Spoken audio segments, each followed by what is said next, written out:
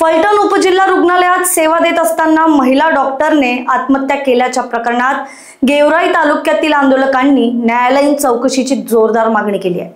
सरकारने एसआयटी स्थापनेची घोषणा केली असली तरी बीड जिल्ह्यात यापूर्वी स्थापन झालेल्या एसआयटीचे अहवाल अद्याप प्राप्त झालेले नाहीत असे आंदोलकांचे म्हणणे आहे। या प्रकरणात नावे येत असलेल्या अधिकाऱ्यांवर आणि राजकीय व्यक्तींवर कठोर कारवाई करावी अशी ही मागणी आहे। आंदोलनाच्या पार्श्वभूमीवर सोलापूर धुळे महामार्गावर रास्ता रोको केल्याने दोन्ही बाजूंना वाहनाच्या लांबच लांब रांगा लागल्या होत्या। मुंडेताईला न्याय मिळवून देण्यासाठी आम्ही आज इथं रस्त्यावर उतरलो आहोत।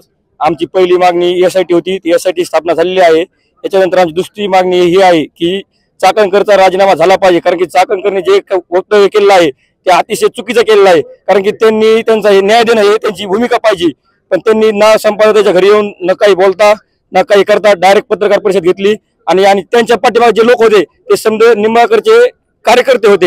हे समजे लोक बघू शकतात आणि निंबाळकरचे जो मेन आरोपी निंबाळकर त्याचे त्यांनी पाठराखण केलेली आहे त्यांनी।